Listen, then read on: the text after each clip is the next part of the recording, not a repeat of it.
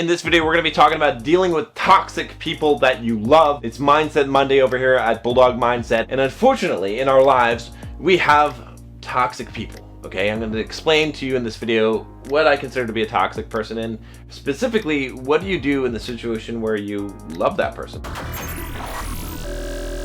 I'm John from BulldogMindset.com. On this channel, I teach you how to be a man.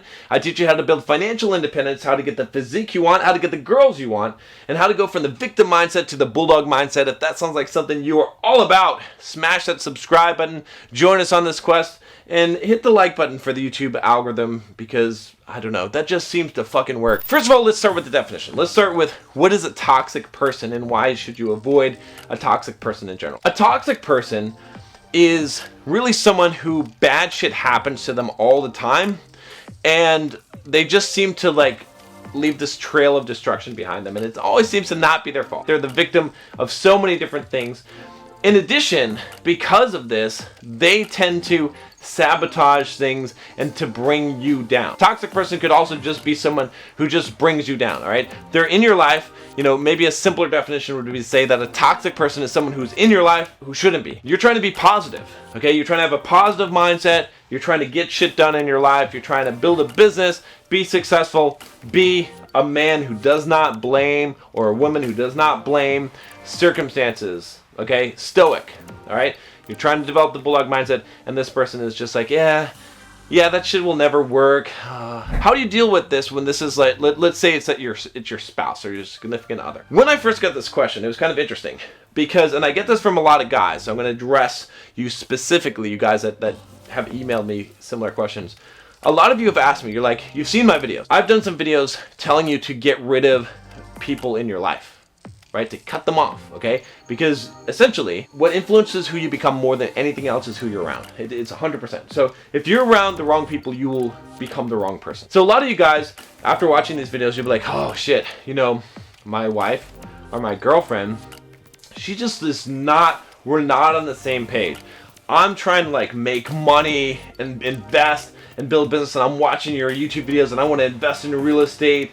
And, you know, I just want to build a business and I want to read fucking Tony Robbins books and just, rah! But my girlfriend and my wife, they're kind of like, they're not interested. They don't want to do any of that stuff. So I feel like we're not on the same page, and I don't know, she's like not motivated at all. She doesn't even want to build a fucking business and make $1 million.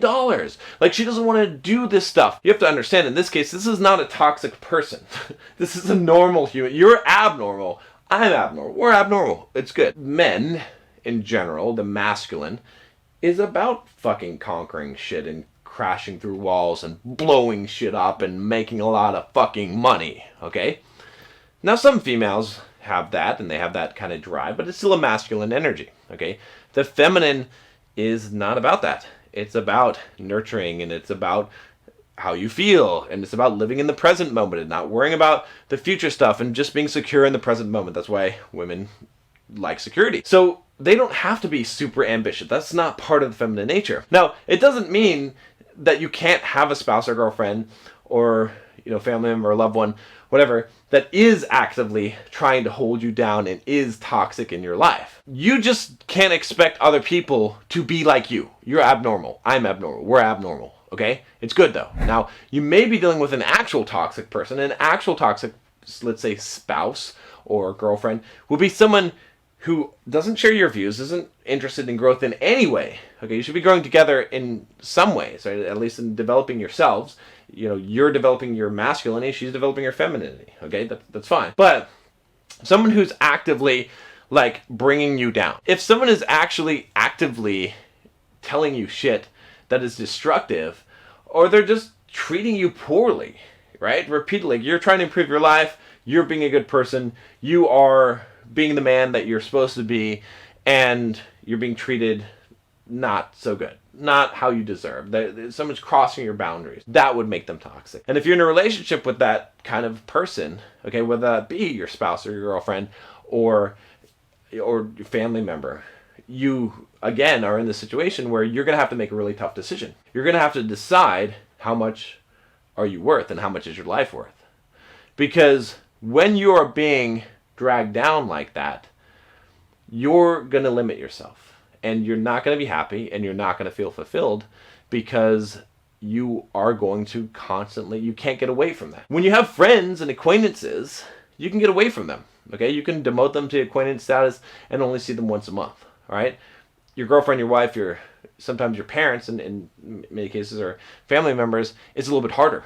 Okay, so you're going to have to actually make decisions to perhaps cut those people off. And these are not easy decisions. I don't say this lightly. In fact, that's why I led so much up to this. But you've got to make that choice. I know that you have to be able to live your life. If you cannot live your life, if someone is bringing you down, it doesn't matter who they are, right? There's a lot of people that disagree with me. They're like, no, family always. It doesn't matter. The bonds are stronger. No, you have one life. You're living this life, okay? I mean, maybe you have another life. I don't fucking know. But you got to count it as if you have one, whether it be your parents, okay, overbearing, guilt-tripping you, whether it be a spouse or even a girlfriend or whatever it is.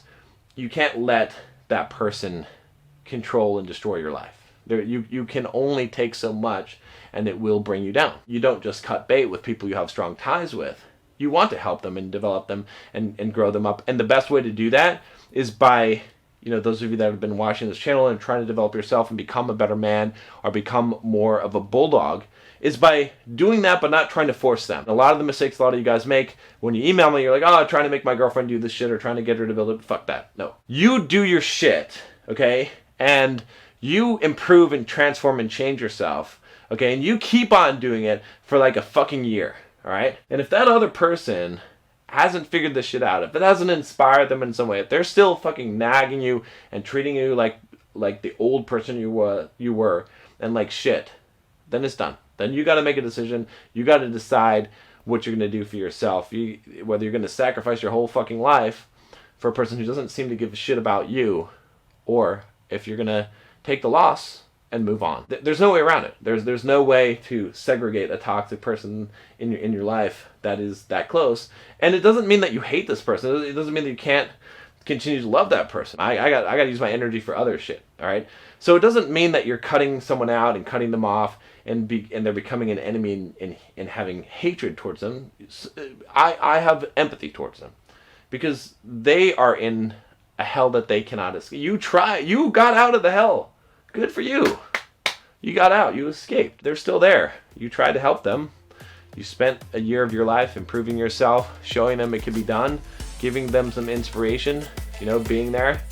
And then what happened? They're still trapped there. So it's not a good place to be. They don't want to be there. But at the same time, just because someone's in hell doesn't mean you're going to have to go to hell with them. Make sure that you take the Bulldog quiz if you haven't already. Click the subscribe button if you haven't done that already. And if you have any questions about this whole thing, let me know. I know this is a hard topic, but I wanted to address it here. So take care, guys.